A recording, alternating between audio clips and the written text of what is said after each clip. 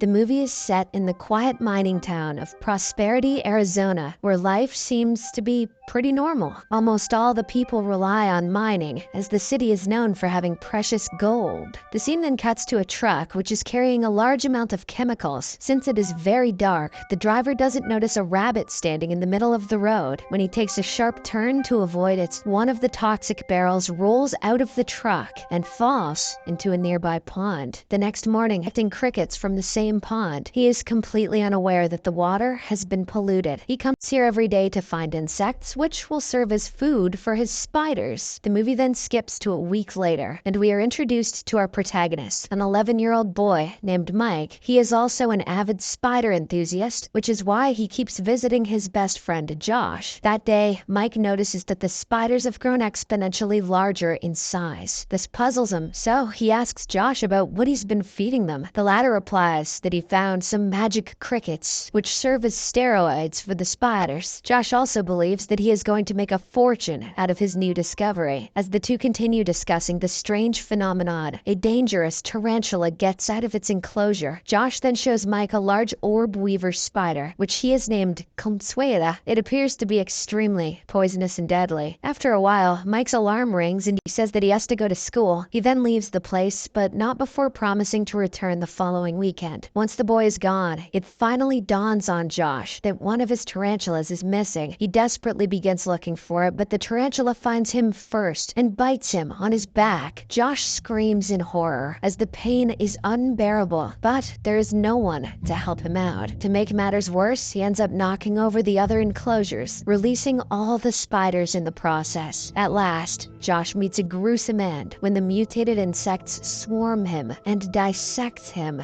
bit by bit. The following week, Mike is headed towards his best friend's house when he is stopped by the town's sheriff. She is none other than his mom, Samantha. Mike, who is unaware that his friend is dead, insists that he pay a short visit, but Samantha orders that he go home immediately. She claims that the nearby pond has been contaminated, so the area is not safe. Currently, she and her colleague Pete are trying to identify the harmful chemical that has been polluting the pond. At night, Mike grows really worried about his friend Josh, since the two haven't talked in over a week. He tries to call him, but of course there is no one to receive it. We are then taken to Josh's residence, which has been completely taken over by the spiders. The entire place is covered in cobwebs, and the spiders have grown to become the size of dogs. Meanwhile, at the local mall, the town's mayor is making an announcement. He says that the mines have become too old and outdated, so they should build a commercial complex there. He now wants the people to sell their land so that this can be made possible. However, most of the people voice their disagreement right away. Among them is Chris, the son of a mine worker who recently passed away. He comes forward and asserts that he is never going to sell his land. The mayor tries to insult him, but Chris retaliates by punching him in the face. Chris is the hero we all want to be. Fortunately, before the situation can escalate, Samantha arrives there and separates them. She then takes Chris away and warns him to be more sensible next time. As their conversation unfolds, we learn that they share a romantic history. They are still in love with each other, but are too afraid to express it. However, the very next morning, Chris shows up at her place with a bouquet of flowers. He straight away expresses his love for her and asks her out on a date. Samantha doesn't respond to the proposal, but she agrees for the date. Meanwhile, as the two are engaged in conversation, Mike sneaks out of the house. He goes straight to Josh's farm, which has been completely overrun by the insects. Mike slowly makes his way inside and is horrified to witness its state. The spiders are already gone, but they have left enormous footprints on the ground, indicating that they have doubled in size. After a while, as Mike is exploring the area, he spots a massive spider coming out of a cave. This freaks him out, so he immediately makes a run for it. Once he reaches the road, he is spotted by Chris, who happens to be returning home. He gives the boy a ride and asks where he's going. Mike brings out a large tarantula leg and claims that the spiders have gone rogue. He describes that one of them was the size of a rhino. However, Chris believes that the boy is joking, so he simply laughs at this. After returning home, Mike desperately tries to explain the entire scenario to his mom, hoping that she, out of all people, will believe him. However, she instead gets angry, saying that he is watching too much television these days. Meanwhile, the spiders begin their attacks in different parts of the city. At Pete's house, his pet cat is devoured by a large spider. Similarly, in the underground mine, mine. When a man finds that the water pipes are jammed, he decides to blow it with his mouth. As soon as he does so, his expression changes and a large number of deadly spiders crawl out of his mouth.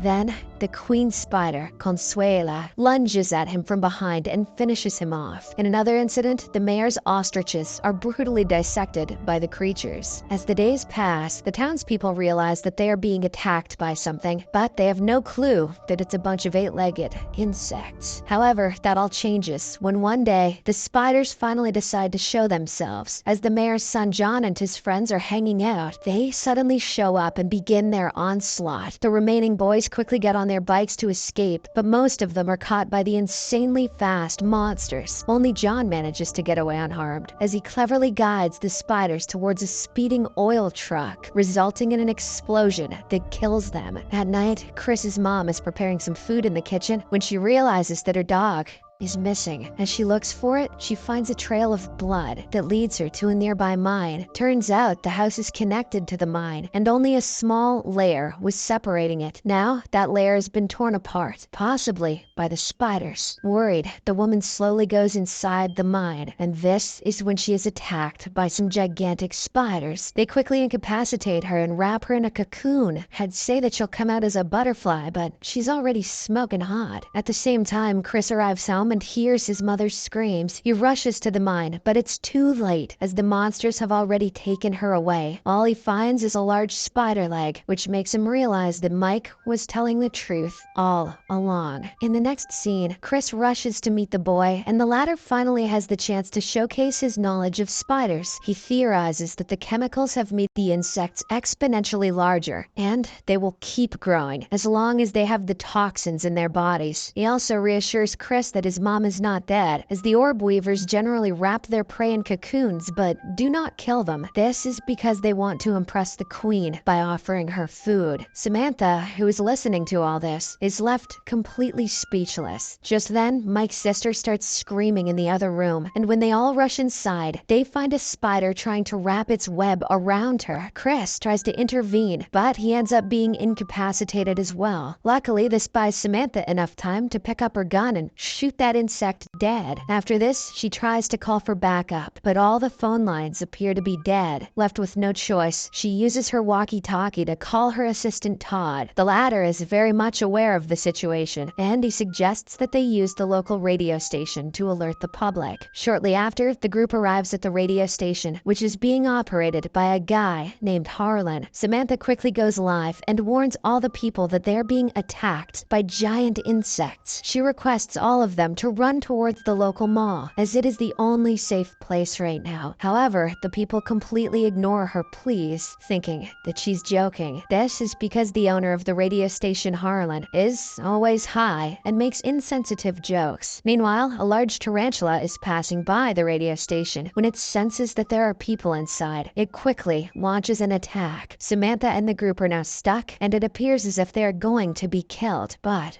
fortunately, Todd and the others arrive in time to rescue them. After this, the group heads towards the mall. At this point, the city has been completely overrun by the giant spiders. They are killing people at an alarming rate, causing complete chaos. Meanwhile, a large number of people have gathered inside the local mall. Samantha and her group also arrive, but so do the spiders. The creatures have become so aggressive that they are killing humans with a single strike. Fearing that the situation may go out of hand, Samantha, Chris, and a few others decide to confront them using guns. However, there's too many spiders to take care of. Todd then comes up with a plan. He says that the only way to save the city is by summoning the army. However, Samantha says that it's impossible because all the phone lines are dead. This means that they are totally disconnected from the rest of the country. Luckily, the mayor has a mobile phone, which was a rare luxury back in these days. Due to the ongoing chaos, the network is a bit weak, but he is sure that if they climb the nearby tower, they can make the call. The mission appears to be a dangerous one, but it is the only chance they have right now. So, Chris and Harlan decide to head to the terrace. Before leaving, Mike gives Chris a perfume, explaining that the spiders have very weak eyesight, so they rely on their smell. If this perfume is sprayed on them, they can be rendered senseless for a few seconds. Chris thanks the boy for the information and then departs. After a while, the duo reaches the terrace and Chris decides to make the climb, while Harlan keeps guard. The phone eventually gets a signal, and Chris is able to make a call. However, when he tries to explain the situation, the army personnel doesn't believe him and cuts the call. Everyone in this movie is reverse gaslighting themselves. At the same time, a swarm of spiders arrives at the place. In a swift move, Harlan lures them towards himself and then jumps from the terrace. He manages to survive the fall, and Chris also uses the distraction to make a run for it. Meanwhile, the queen tarantula, Consuela, manages to destroy the mall's gate, allowing the other spiders to enter. This creates chaos among the people, as several of them are laid to death immediately. It's almost like collecting every single person in town in one place was a really stupid idea. When the situation escalates, Samantha gathers the survivors and urges them to enter the nearby mine. Soon, Chris also joins them, and the group realizes that the mine is filled with methane. This means the entire place can explode with even a small spark of fire. As the group ventures forward, they realize that they have actually entered the spider's hideout. This becomes even more evident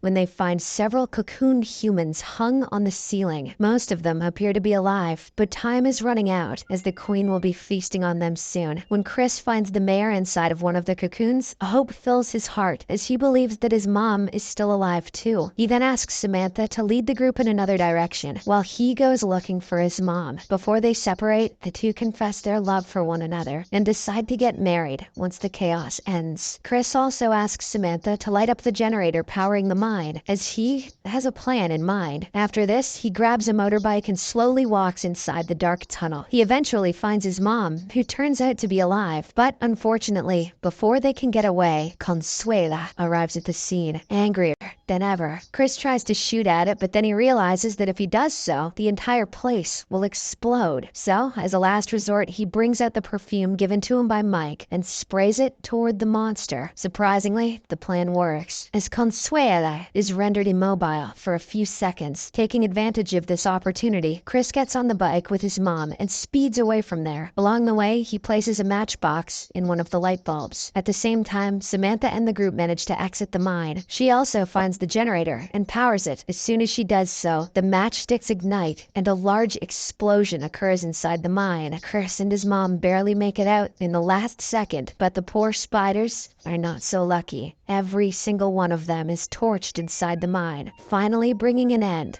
to this madness. Subscribe for more videos like this, turn on notifications, and leave a like to help the channel out. Thank you for watching.